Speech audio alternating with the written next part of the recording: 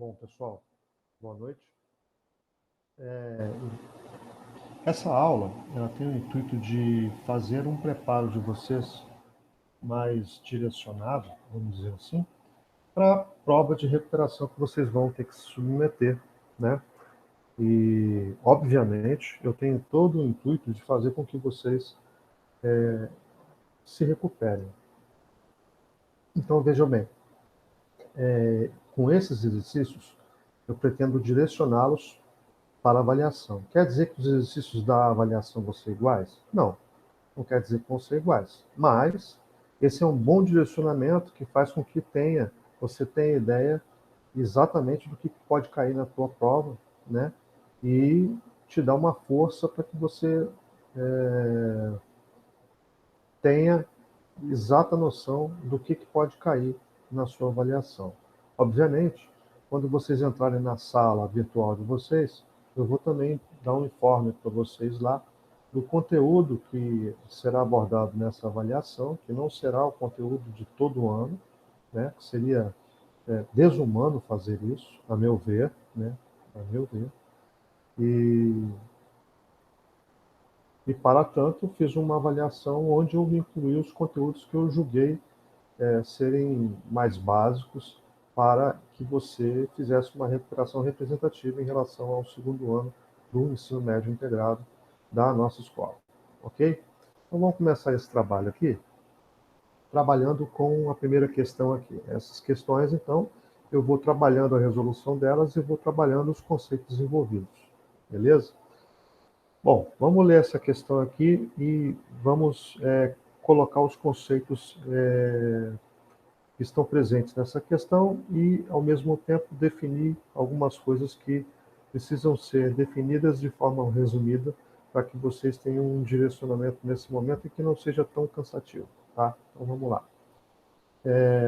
Leia a frase seguinte e transforme-a numa equação química balanceada, né? Ou seja, a frase não está dizendo para você que a equação que vai ser gerada por ela vai gerar uma equação balanceada, né? Então vamos lá.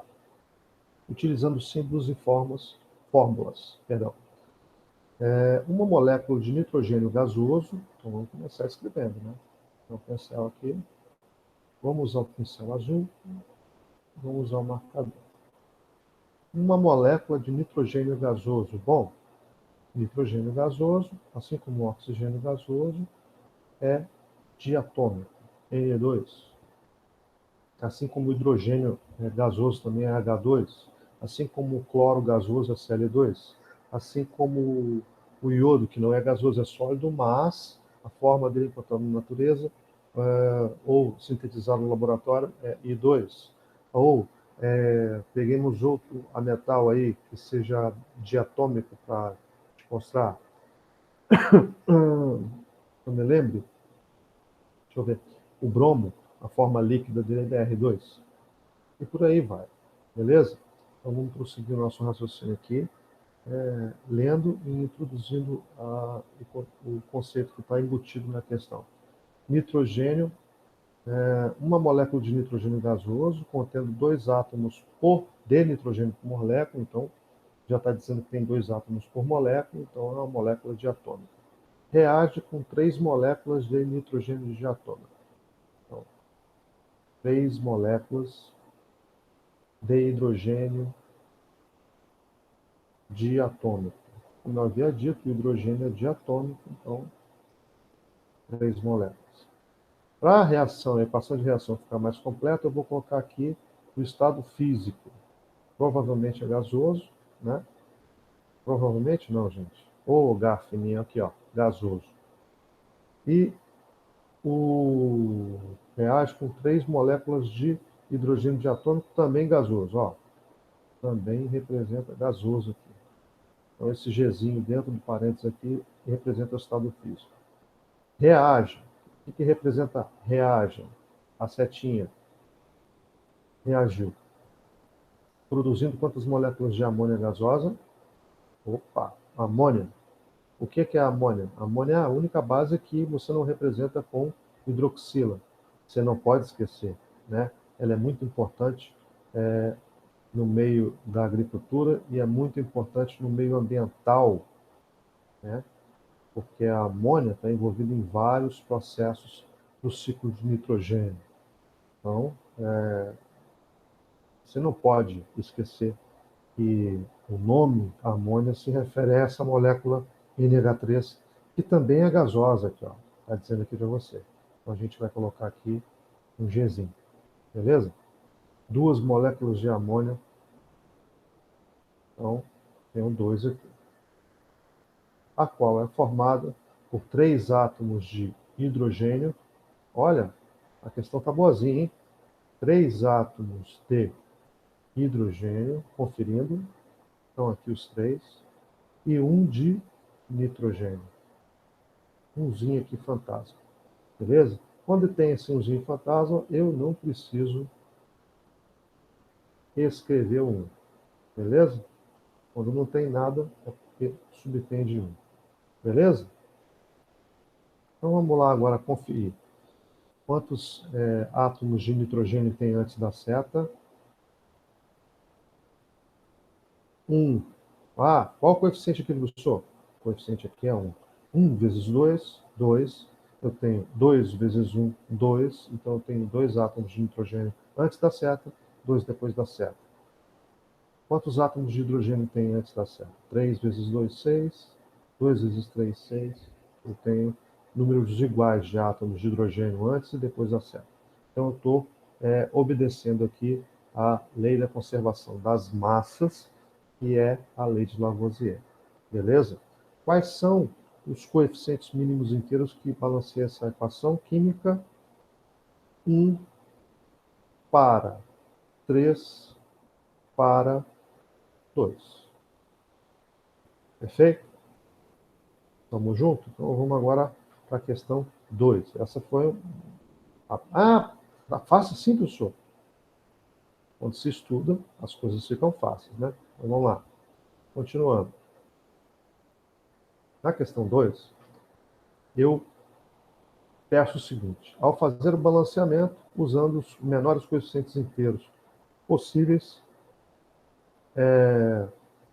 número inteiro não pode ser número quebrado, pessoal. Não pode ser 1,5, não pode ser 2/3, não pode ser 1/2.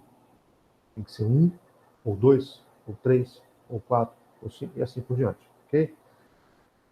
A equação cuja soma desses coeficientes é igual a 7 é. Então a gente tem que balancear todas essas equações e verificar qual delas tem os coeficientes igual a 7. Bom, aqui um contratempo do Jamboard é que não tem aquela setinha. Então, quando eu fui transferir as equações para cá, eu tive que colocar o sinal de igual aqui, que deve substituir a setinha, tá? Mas é o mesmo sentido, beleza? De qualquer forma, vamos colocar as equações aqui e vamos balanceando.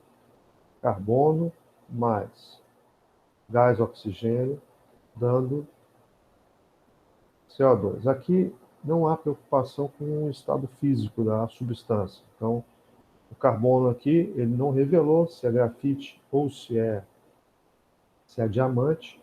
Se fosse grafite ou diamante, teria que ter aqui um Gzinho sem parênteses, e aí o estado é sólido. Normalmente o carbono está no estado sólido. Tá? Se fosse diamante, seria um D aqui e sólido aqui também. Aqui, estado gasoso, normalmente o oxigênio é um gás, e o CO2 normalmente é um gás. Normalmente, não quer dizer que não possa ser líquido, né? Bom, mas como a gente está falando de uma combustão, uma queima, então é isso mesmo, é gás, né? Então vamos lá, vamos começar sempre pelo carbono. Se tivesse algum metal, a gente começaria pelos metais, mas não temos metais presentes. Então, nesse caso, a gente começa pelo metal que não seja oxigênio, que é o carbono. Quantos átomos de carbono tem aqui? Umzinho fantasma, que a gente deixa ele pontilhado aqui por enquanto, depois a gente confirma ele. 1 vezes 1, tem umzinho fantasma aqui também. Aqui tem 1 vezes 1, ok. Oxigênio, 2 aqui, 2 aqui. Então, quais são os coeficientes mínimos que balanceiam essa equação? Eu vou colocar em coloração diferente para que você note, né? E veja, para não esquecer, tá? Então, vamos lá. 1, 1, e 1. Ou seja, qual a proporção envolvida nessa equação de reação? 1 de carbono para 1 do oxigênio para 1 do CO2.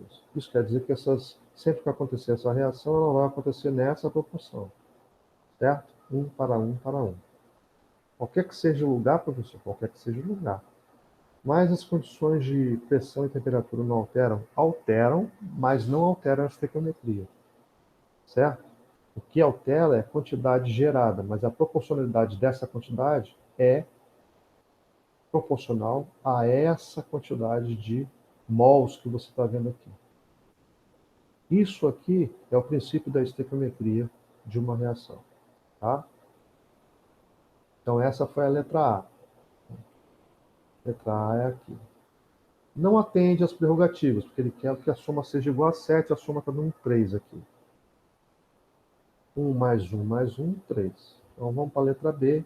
Vamos ver qual o somatório que dá na letra B. Vamos repetir a letra B aqui. Fósforo. Eu não vou me preocupar com o estado físico agora não, até porque a questão não estabeleceu essa preocupação. Ok, pessoal? Então, vamos puramente fazer o balanceamento. Tá? Então, o fósforo reagindo com o oxigênio, produzindo P2O5, pentóxido de fósforo. Então, vamos lá. Eu começo pelo fósforo, que é o elemento ametal, que não é oxigênio. Não tem metal na equação, eu começo pelo fósforo. Obviamente, eu vejo o lado que tem mais fósforo. Né? Qual lado que tem mais fósforo? É o produto. Então, eu tenho 2 aqui no produto, eu tenho que ter, na natureza nada se cria, nada se perde, tudo se transforma, o fósforo tem que ter saído de um fósforo pré-existente. Então, se eu tenho 2 aqui, é porque eu tinha 2 aqui. Então, eu pego 2 e coloco aqui. Vou mudar a canetinha e fazer o mesmo padrão de cima. 2 aqui. Então, agora eu tenho 2 fósforos aqui e tenho 2 aqui. Certo? Quantos oxigênios eu tenho aqui? Tenho 5. Qual o número multiplicado por 2 dá 5? Opa! 5 sobre 2. Professor, mas aí vai dar fração, tem que ser número inteiro. A gente resolve isso como? Multiplicando a equação toda por 2. Então vamos lá. 2 vezes 2, 4. Então a gente apaga esse 2 aqui.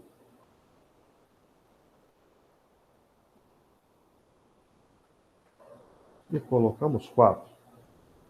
5 meios vezes 2 dá 5. Então a gente apaga essa fração aqui e deixa o 5 aqui, porque o 2, quando multiplica por 2, vai ser cancelado, simplificado. E aqui 2 vezes 1, 2. E verificamos agora se a equação não está balanceada. Vamos ver?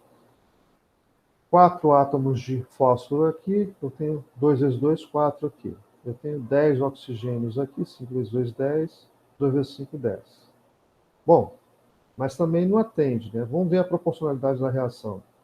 4 para 5 para 2. Ele está pedindo o somatório dos coeficientes inteiros, tem que dar igual a 7.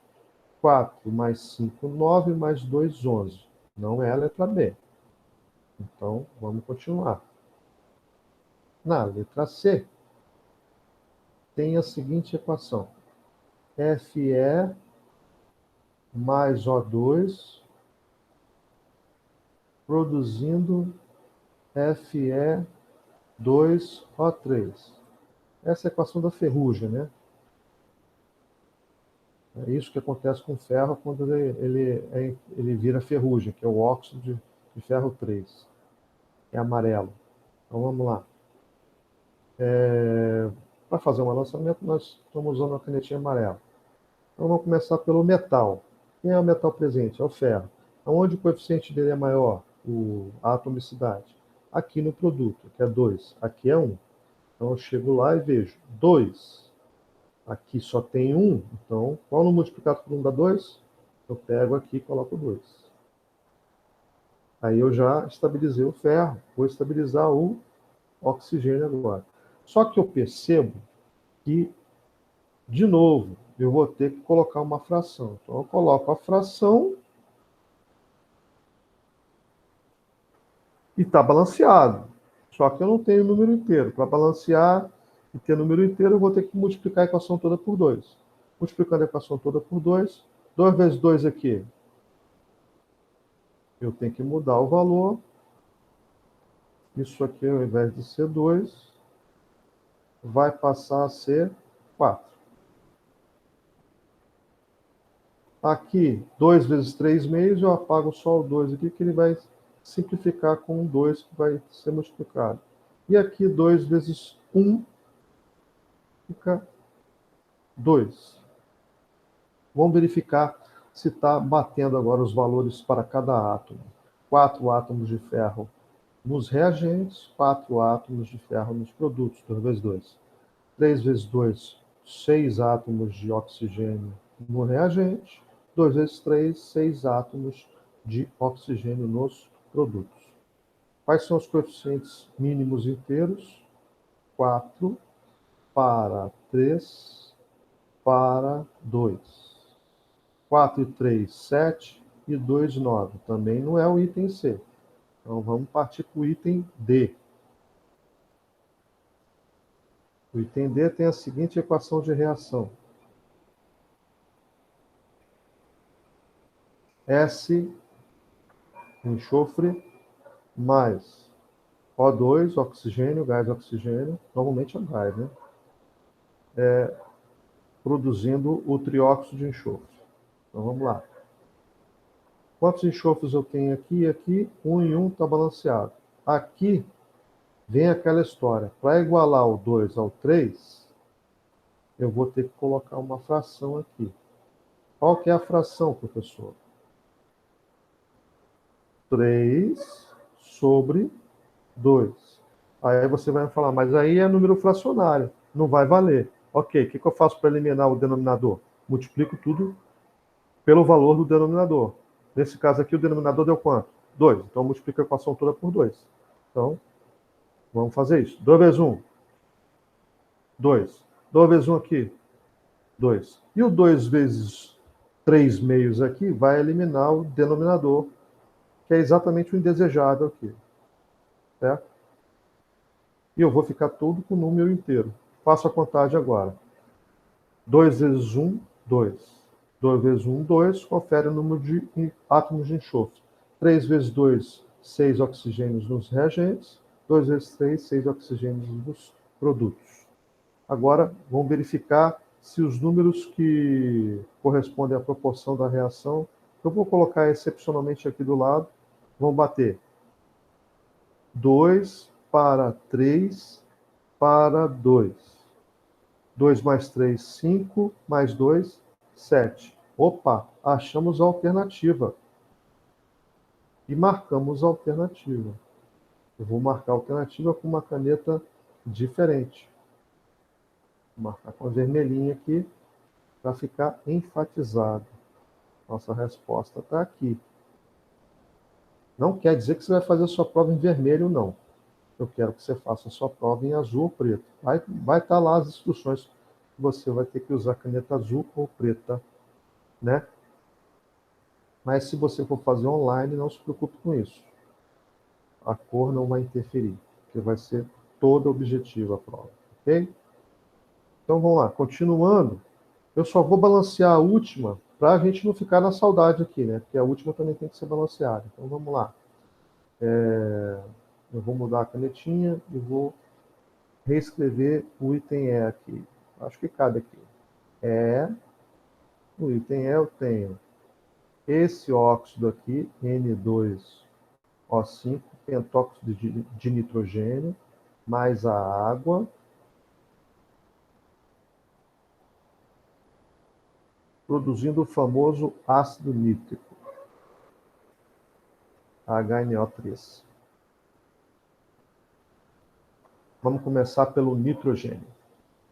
Nitrogênio, eu começo por onde tem a atomicidade maior. Aqui é 2, aqui a atomicidade dele é 1. Então, eu pego a canetinha que a gente está acostumado a usar. Ó, aqui tem 2 nitrogênios. Aqui só tem 1, então vou e coloco 2 aqui. É o coeficiente 2. 2 vezes 1, 2. 2 aqui, ok. 1 vezes 2, 2, ok. Eu noto que o hidrogênio está aqui, só tem 2. Já está balanceado, porque eu coloquei o 2 aqui, que vale para todos.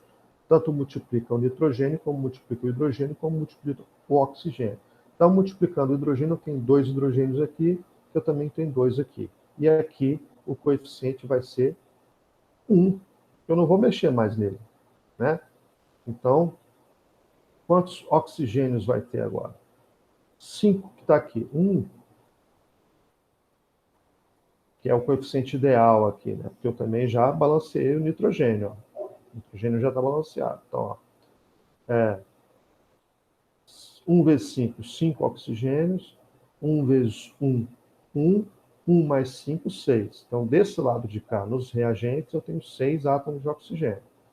Nos produtos, eu tenho 2 vezes 3, 6. Então, a equação está balanceada. Quais são os coeficientes mínimos inteiros que balanceiam essa equação pelo método tentativa, professor? 1 para 1 para 2. Esses 2 pontos aqui indicam proporcionalidade. Por isso que eu falo 1 para 2. Isso indica proporcionalidade. Ok? É uma forma similar, por exemplo, a mamãe vai fazer um bolo em casa. Tem uma proporção. Você usa uma proporção de fermento, usa uma proporção de farinha de trigo, você usa uma proporção de manteiga, você usa uma proporção de leite. Senão, o bolo acontece o que com ele? Sola. Não dá certo. Qualquer receita tem uma proporcionalidade. Por quê? Porque receitas são processos químicos. Ah, comida também tem química? Oh, tudo que você respira, come, pega, tudo tem química. Certo?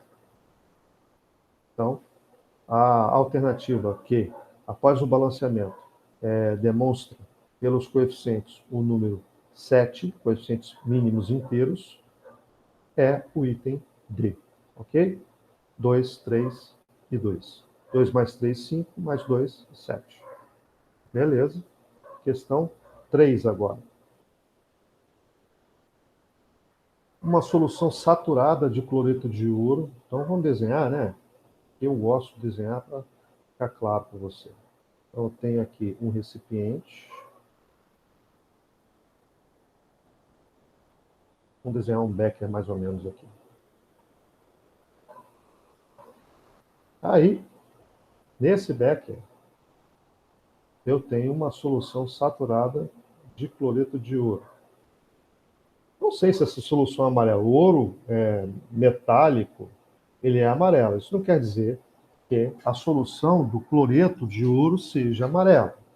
Não sei. Independente disso, eu vou colocar aqui uma coloração. Vamos supor que seja, vamos colocar aqui que seja vermelha. Vamos supor que seja vermelha. Se ela for vermelha, tá aqui. Aí eu coloco um rachurado aqui para mostrar para você que tem uma solução aqui, tem um conteúdo aqui dentro. Beleza. Aí a solução está aqui. Nessa solução tem essa informação aqui, ó, que ele passou. Eu tenho uma massa, ó, uma solução saturada de cloreto de ouro de massa igual a 25,20 gramas. Então aqui dentro eu tenho 25,20 gramas de cloreto de ouro. AuCl3, certo? E aí, foi evaporada até secura, deixando um depósito de 10,20 gramas de cloreto de ouro. Então, quando foi evaporado, não, obviamente não vou conseguir desenhar o becker igualzinho, mas vou desenhar um becker aqui. Vou pedir para você compreender que seja o mesmo.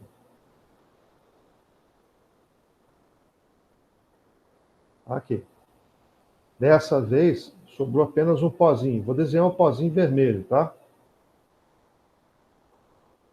Eu vou chamar de corpo de fundo. Está aqui depositado aqui, tá? Qual a massa dele? 10,20 gramas.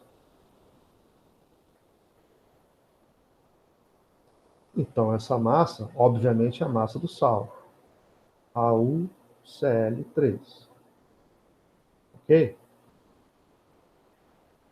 A solução toda tinha quanto de massa? 25,20 gramas. Então, a solução toda, a gente tem que lembrar que solução sempre é uma mistura homogênea, ok? Que é composta de um soluto, que é aquilo que se dissolve, mais um solvente, que é aquilo que promove a dissolução. Certo? Supondo que esse solvente aqui seja água, né? Eu tenho aqui 10,20 gramas de soluto e, obviamente, se tinha 10,20 gramas de soluto, eu tenho aqui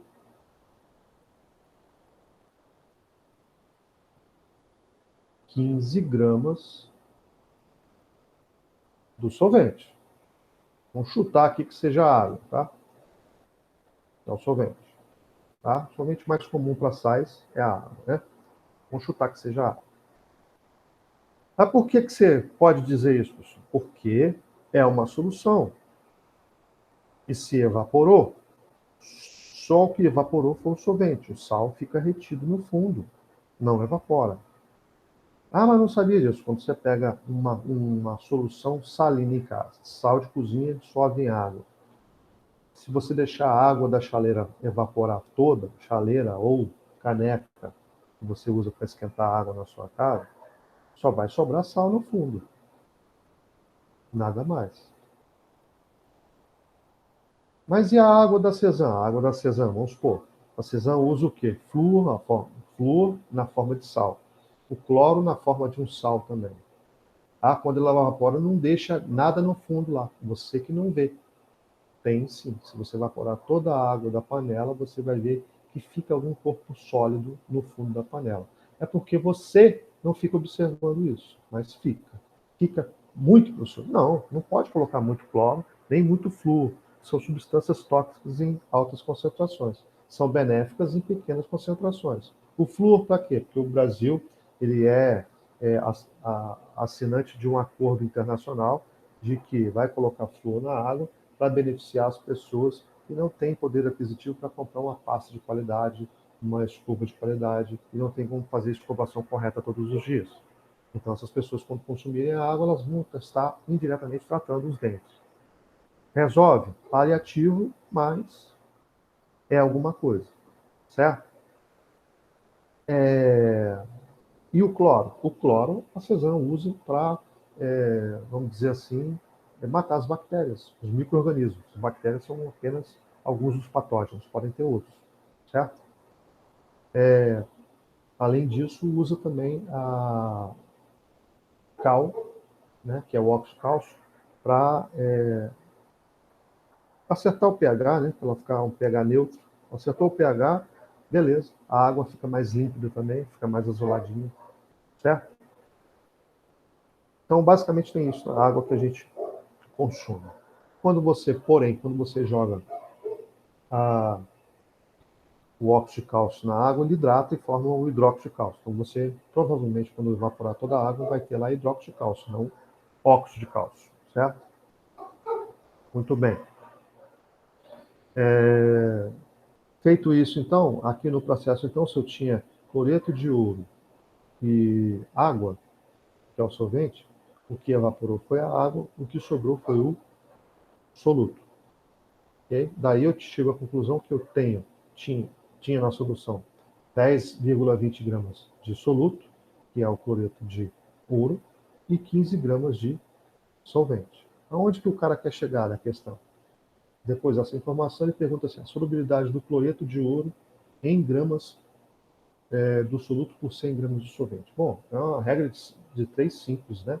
Então a gente pode escrever aqui o seguinte: se eu tinha 10,20 gramas, a solução não é saturada, então significa que é o máximo que essa quantidade de solvente suporta é 10,20 gramas. Mais do que isso, o cloreto de ouro estaria formando um corpo de fundo, que não foi o que foi relatado na questão. Então, se estava tudo dissolvido, é porque o cloreto de ouro estava saturado aqui. O nível de saturação máxima é isso aqui. Certo? Então, isso foi informado pela questão. Solução saturada, ok? Então, vamos lá. Se estava saturado, estava no nível de solubilidade máximo em relação à água. Então, 10,20 gramas de cloreto de ouro é a quantidade máxima que se dissolve em 15 gramas de água. Mas a questão não pergunta em 15 gramas de água, em 15 gramas de solvente. A questão pergunta em 100 gramas de solvente. Ok. Então, para 100 gramas de água, qual que seria a massa de ouro? Vamos colocar a massa do soluto que se dissolveria. Aí a gente pode fazer as contas, né? Simplifica aqui. Água com água, grama com grama. Olha aqui. Posso... professor, elimina esses zeros depois da vírgula. Tem algum problema? Vai atrapalhar alguma coisa? Nesse caso, não. Nesse caso, não. Então, eu peço que você não elimine, mas desconsidere. Pode considerar aqui 15, aqui considera 100. Então, simplifica o 15 por 5. Divide. Sobra 3 lá em cima. Divide o 100 por 5. Sobra 20 aqui embaixo. Já reduzimos a quantidade de conta que temos que fazer. 20 vezes 10, então vai, ó. Eu vou aqui para cima. 3 vezes, multiplicando em x, né? 3 vezes massa do soluto vai ser igual a 20 vezes esse valor aqui. Se fosse 10, já daria 102. Como é 20, vai dar 204,0. Desloco a vírgula uma casa para a direita, porque eu estou multiplicando por um número com uma casa, uma dezena, né? Então, eu elimino esse zero aqui, desloco a vírgula para a direita e multiplico todo o número obtido, que seria 102, por 2, 204. Perfeito? Então, nos resta agora calcular quanto que é 204. Perdão, gente, deixa eu apagar aqui, um errinho. 204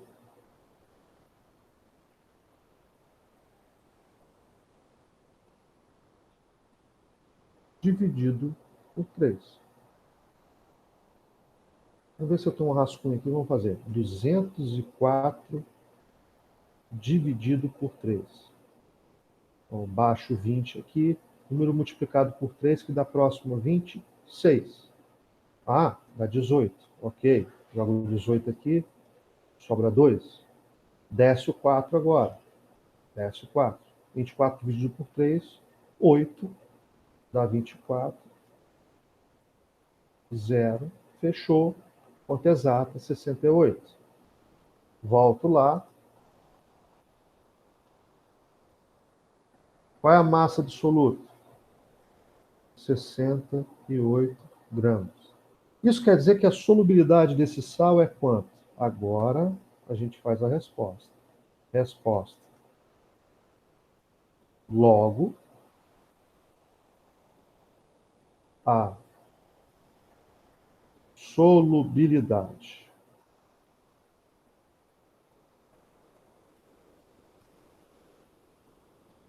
do AuCl3 em H2O, em água, é 68 gramas para cada 100 gramas de água. Certo? Professor, mas você colocou 100 gramas de água? Colocamos, ó.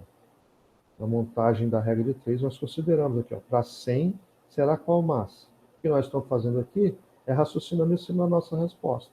Então, a resposta na questão é essa aqui, ó. Chegamos à resposta. Beleza? Relativamente simples? Pois é. Tem grande possibilidade disso cair na prova. Para falar a verdade, tem muita possibilidade de cair isso na prova. Outra coisa que você precisa notar é, a gente vai ver nessa questão aqui. Olha só. Determinadas soluções que você prepara, elas podem ser endotérmicas ou exotérmicas. Vamos verificar uma coisinha aqui. A gente tem aqui dois sais, tá? KCl, cloreto de potássio, e aqui o Li2CO3, que é o carbonato de lítio. Dois sais, ok? Tá vendo aqui? O que acontece com a massa de cloreto de potássio para 100 gramas de água? Isso aqui, a solubilidade é um padrão, tá, gente? É a massa do soluto para cada 100 gramas de água em diferentes temperaturas, ok? Então, o que acontece com a solubilidade desse sal em água quando você aumenta a temperatura? Ela aumenta. Como é que você comprova isso? Olha, o valor da massa do sal está aumentando à medida que a temperatura aumenta pela mesma massa de água. Então, essa solubilização aqui é exoendotérmica? Certamente é endotérmica. Por que, professor? Porque à medida que você fornece energia na forma de calor para o sistema água, cloreto de potássio, o que está acontecendo? Está aumentando a temperatura e está aumentando a quantidade de sal. Óbvio, isso não é infinito. Vai chegar um momento que vai chegar um nível de saturação máximo, mesmo que a temperatura aumente, não vai aumentar a quantidade de sal a ser dissolvido. Esse é o nível de saturação, não importa o valor da quantidade de água e temperatura que você adicione. Para 100 gramas de água, o limite será alcançado em algum momento. O que acontece com isso na curva? Significa que a curva ela vai aumentando, aumentando, aumentando, ela é inclinada, crescente, né? Vai crescente, ela vai aumentando, aumentando, aumentando, chega no momento que estabiliza. Uma reta. Estou tentando fazer aqui do lado aqui, né? Então aqui, ó, como se tivesse a temperatura aqui e a massa do soluto aqui. Eu vou aumentando, aumentando, aumentando até determinado limite. Aqui, independente de... na verdade, seria a massa do soluto aqui. E a temperatura aqui. Perdão, pessoal. Vai ficar um gráfico assim. Então, aqui sim. Não importa. Se você aumentar a temperatura para cá, não importa. Vai chegar num patamar aqui e o valor da solubilidade não mais se alterará. Para cada substância química, existe um valor. Certo? Existe uma curva dessa. Em relação ao carbonato de lítio, professor, é diferente? Olha, vamos verificar? Então, 0,154, 0,143, 0,133, 0,125. O que você está notando? Está diminuindo. Então, provavelmente, ela não é endotérmica, porque à medida que aumenta a temperatura, aumenta a quantidade de calor, portanto, que a solução está aumentando, está recebendo, a quantidade do soluto está diminuindo. Então, o que ocorre aqui? O processo provavelmente é exotérmico. Significa que seria mais interessante aqui você colocar a solução em um banho de gelo para baixar a temperatura e não para aumentar. Então, o carbonato de lítio ele se dissolve em água exotérmico. Faltou um R aqui, perdão, pessoal. De forma exotérmica. Ele libera energia para o ambiente. Isso aqui faz você ter que tipo de sensibilidade? Por exemplo, o recipiente aqui que contém essa solução fica gelado à medida que você dissolve o carbonato de lítio. E esse recipiente que você adiciona o KCl, ele fica quente. Né? Não, perdão, pessoal. Esse aqui fica quente porque libera calor para você. E esse aqui fica gelado porque absorve o calor da sua mão para solubilizar o sal. Perdão pela confusão, tá bom? Agora, tem algumas considerações aqui que estão sendo feitas que a gente precisa raciocinar acerca desses dados que são informados aqui nesse gráfico. Então, vamos raciocinar. Ah, professor, como é que ficaria esse gráfico aqui para esse sal aqui? Deixa eu tentar fazer aqui para você. Um esboço, né? Então, se a massa do soluto, nesse caso, fosse carbonato de lítio, e a temperatura estivesse aqui, significa que a solubilidade começa aqui e ela cai indefinidamente? Não, vai chegar num patamar que ela vai alinhar. Vai ter um comportamento diferente. Esse é um gráfico de solubilidade endotérmico, e esse é um gráfico de solubilidade exotérmica. Ok? Só para vocês terem mais essa informação. Isso pode cair no Enem?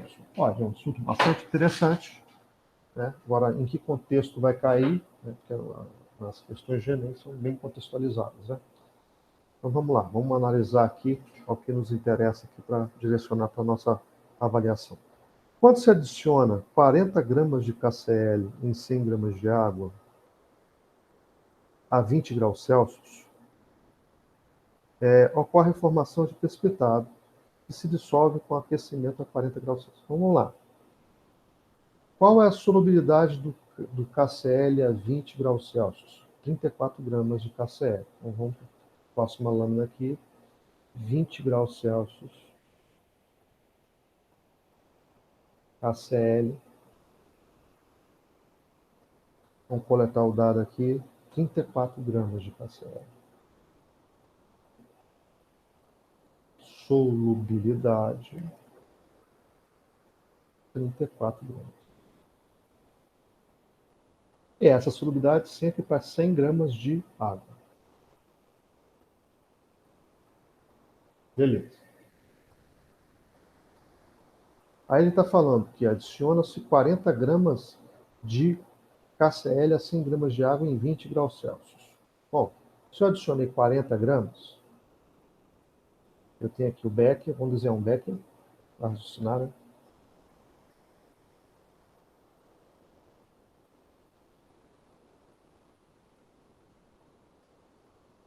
Eu adicionei aqui na água, adicionei o KCl, 40 gramas. Qual é a solubilidade? 34. Então, depois de agitado direitinho, vai formar corpo de fundo? Vai, porque a solubilidade máxima é 34. Se eu coloquei 40 gramas, qual vai ser a massa do corpo de fundo? 6. Por quê? Porque 34 vão estar dissolvidos nessas 100 gramas de água. Certo? Ou seja, qual vai ser a massa da solução? 34 mais 100 gramas de água. 134 gramas vai ser a massa da solução. Certo? Então vamos lá. Qual a proposta que ele faz aqui? Quando ele aumenta, é o meu cachorro, pessoal, que está aqui do lado, está fazendo esse barulhinho aqui, não estranha não, tá? Quando aumenta para 40 graus, qual a nova solubilidade? 40 gramas.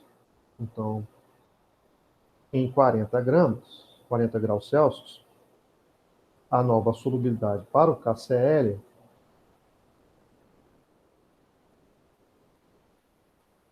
passa a ser de 40 gramas por 100 gramas de água. Ora, pessoal, a quantidade de gramas que foi adicionado foi exatamente 40. Então, a tendência é quando acontecer esse aquecimento e passar de 20 graus Celsius para 40, perdão, pessoal, para 40 graus Celsius,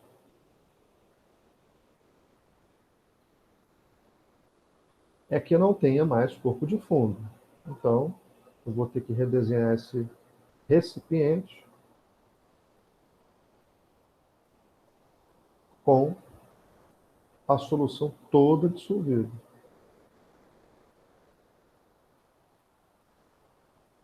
Está tudo dissolvido, não tem mais corpo de fundo.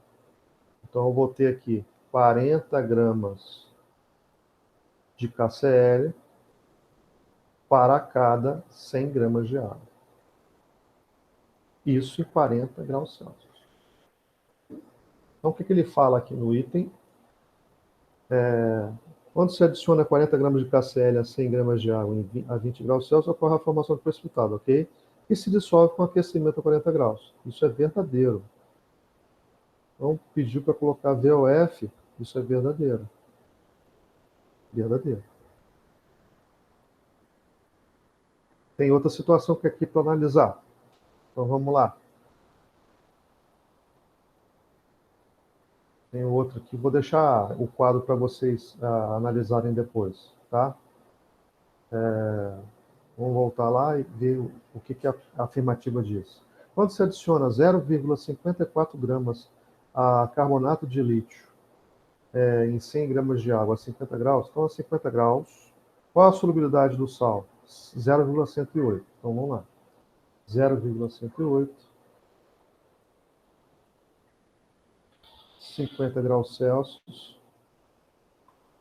carbonato de lítio, LiCO3,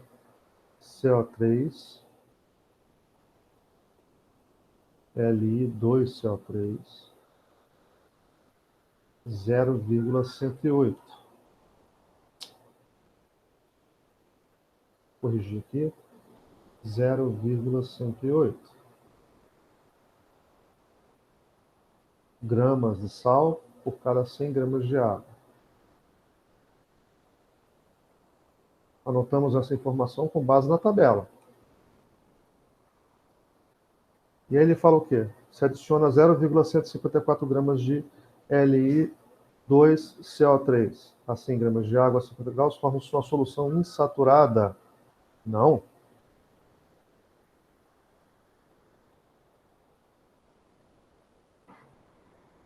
A 50 graus Celsius, o máximo que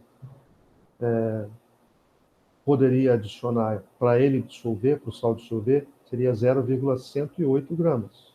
Se eu estou adicionando uma massa superior,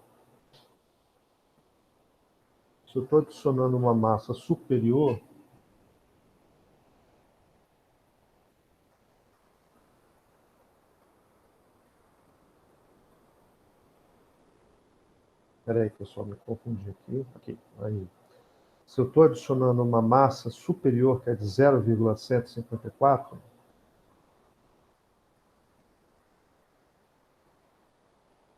se eu adicionei 0,154 gramas, significa que a massa de carbonato de lítio que ultrapassou 108 gramas, né? Ou seja, 0,154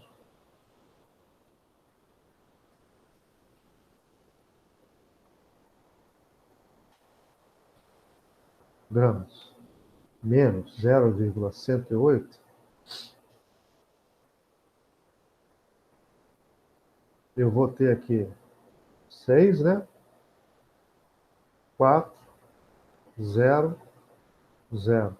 Então, 0,046 gramas eu vou ter de precipitado, eu vou ter de corpo de fundo. Quando eu falo corpo de fundo, é precipitado, pessoal. E o corpo de fundo, nesse caso, é o sal. Certo? Então, não vou ter uma solução insaturada, eu vou ter uma solução saturada com corpo de fundo formado. Certo? Então, a afirmativa é falsa. O resfriamento favorece a solubilização do KCl. A gente já discutiu isso. Na verdade, o aquecimento favorece a solubilização do KCl, cuja dissolução é exotérmica. Não, ela é endotérmica. Então, falso também. Quando se adiciona 37 gramas de KCl a 100 gramas de água a 30 graus Celsius, 37 é exatamente a solubilidade, forma-se uma solução saturada. Ora, se você está adicionando exatamente a solubilidade, e assim, É interessante que a questão é maliciosa, né, pessoal? Tem que solubilizar. Então, você considera aqui que vai solubilizar tudo, certo? Mas no laboratório, você tem que pegar um bastão de vidro e tem que agitar a solução para que o sal seja dissolvido. Igual você faz na sua casa quando você vai preparar um suco. O açúcar ele não solubiliza automaticamente na água. O sal, quando você vai jogar para temperar alguma coisa, ele não solubiliza instantaneamente. Você tem que ter uma colher de pau, uma colher de material lá, um plástico termoestável, para você mexer, certo? Então, isso aqui é verdadeiro, a solução saturada. Beleza. A dissolução do carbonato de lítio, ela é endotérmica? Não, ela é exotérmica. E favorecida pelo aumento de temperatura? Não, exatamente ao contrário. Pela queda de temperatura. Então também é falso. Certo? Então nós debatemos essa questão bem bacana aqui. É uma questão interessantíssima. Tem uma possibilidade de cair enorme. Olha a dica, hein? Quando eu falo que tem possibilidade de cair, significa que pode cair. Pessoal, eu agradeço pela atenção. Espero que vocês tenham sucesso nessa atividade avaliativa, tá? E que vocês façam a revisão da melhor forma possível. Estou disponibilizando alguns materiais, não só esse e não só essa aula, disponibilizo os exercícios para que vocês possam estudar e se darem bem aí, beleza? Eu quero que vocês tenham sucesso aí na atividade avaliativa, que será na quarta-feira, o dia inteiro, tá? A partir das 5 horas da manhã, a atividade está disponibilizada por você até meia-noite. Não exatamente meia-noite, 23 horas e 59 segundos. Minutos, perdão, pessoal. E 59 segundos no final. Ou seja, quase meia-noite, beleza? Espero que vocês tenham sucesso lá e que tudo corra bem, beleza? Muito obrigado aí pela atenção e sucesso, que Deus abençoe a todos aí, graça e paz, tá?